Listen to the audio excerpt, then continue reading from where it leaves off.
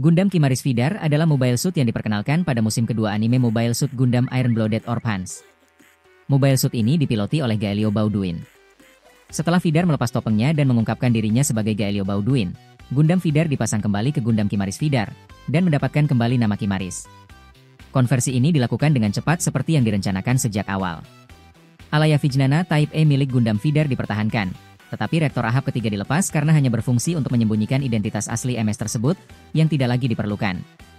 Gundam Kimaris Vidar dimaksudkan untuk pertempuran yang menentukan melawan Magilis Faret dan Gundam Bael miliknya. Variasi Kimaris ini telah ada sejak era Calamity War. Sumber dari www.gundam.fandom.com. Hari ini kita akan review HG Gundam Kimaris Vidar dari Bandai. Salah satu Gundam dengan bentuk seperti Kesatria Roma. Saat merakit kit ini tidak ada masalah, merakitnya sangat nyaman. Kualitas Bandai jangan diragukan lagi lah ya. Tapi sayangnya kit ini terlalu banyak stiker yang jelek. Gundam ini punya kombinasi warna hitam, ungu terang, kuning dan didominasi abu-abu terang. Gundam ini adalah gabungan dari Gundam Vidar dan Gundam Kimaris. Menurutku ini adalah gabungan Gundam yang pas ditambah dengan perubahan warna yang memukau. Walaupun ada beberapa part yang cukup bikin aku gak suka saat perakitannya. Bagian kepala sangat menarik. Bentuk kepalanya seperti kuda laut tapi masih terasa pas dengan penambahan vivin juga. Kemudian untuk bagian wajahnya menurutku sedikit jelek, ya bukan apa-apa, tapi wajahnya seperti mengecil. Badannya juga dibuat sangat keren. Pada bagian dada dibuat kecil dan menonjol ke depan, walaupun seperti itu aku rasa tetap menarik. Kemudian untuk bagian perutnya dibuat ramping dan memperlihatkan framenya, ciri khas MS dari seri IBO. Kemudian untuk rok depannya dibuat keren dan seperti Gundam pada umumnya. Namun sebenarnya bagian ini pakai stiker cuma aku gak begitu suka banyak stiker akhirnya ku beri warna emas pakai marker. Lalu untuk rok samping sangat besar dan panjang serta dengan penambahan jet juga di bagian ini. Lalu untuk rok belakang lebih besar lagi dibandingkan rok samping serta tambahan 2 jet di belakang untuk kemudahan mobilitas di Gundam ini. Setelah itu di belakang badan ada tameng. Persenjataan defensif terpasang pada 2 sublengan di bagian belakang. Dengan jangkauan gerak yang fleksibel, sepasang perisai menjaga MS dari serangan musuh. Perisai memiliki pendorong internal, dan diposisikan di bagian belakang MS untuk memusatkan output pendorong mereka selama gerakan kecepatan tinggi. Setiap perisai juga menyimpan 4 peluru cap khusus untuk peluncur Dainsleif Drill Launch, serta unit daya peluncur. Untuk bagian lengan sangat menarik. Bahunya besar dan gagah yang cocok untuk Gundam ini, serta kelihatan berteknologi canggih. Kemudian untuk lengannya juga keren tapi ada bagian yang aku kurang suka yaitu di sikunya yang menggunakan stiker terlalu besar. Ini jelek dan gampang terkelupas. Terus bagian ini sebenarnya pakai stiker tapi aku repain pakai marker biar gak terlalu banyak stiker yang gampang ngelupas. Pada kaki dibuat berotot dan gagah.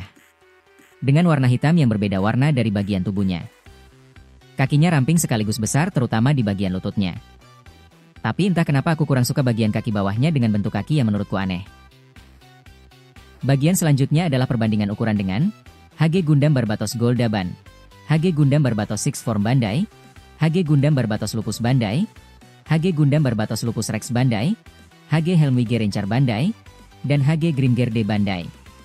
Dari perbandingan tadi, kit ini memiliki tinggi rata-rata di seri IBO tapi tidak lebih tinggi dari Gundam Barbatos. Berikutnya adalah aksesori yang kita dapatkan. Untuk kit ini kita dapat aksesoris yang lumayan dikit. Pertama kita dapat 2 opsi tangan.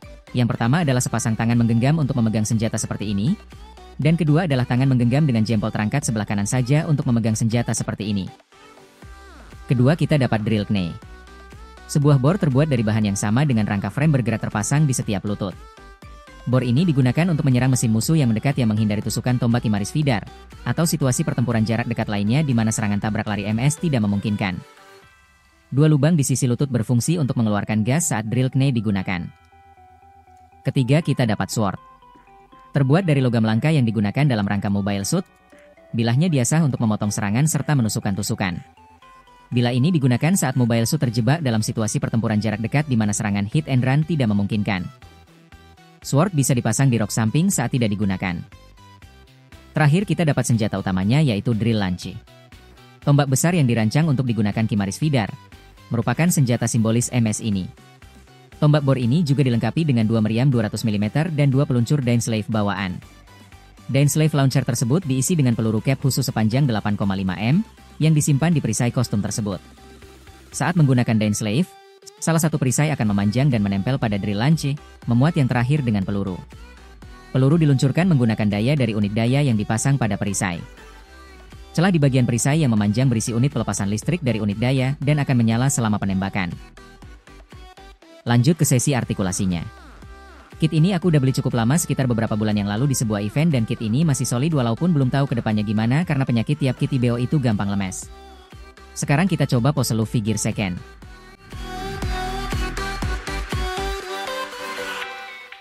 Ya lumayan bisa lah ya guys. Kita lanjut ke artikulasi di bagian kepala.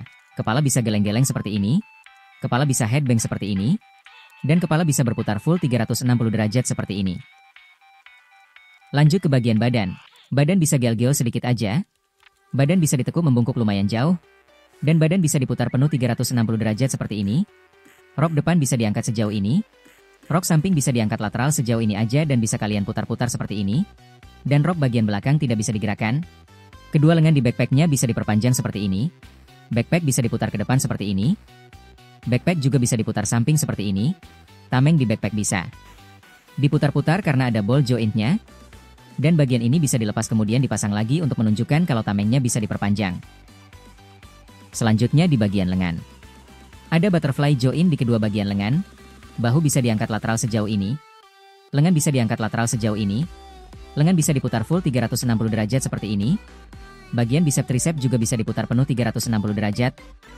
Siku bisa ditekuk sejauh ini aja karena single joint, dan ada ball joint di pergelangan tangannya yang bisa digerakkan sesuka kalian.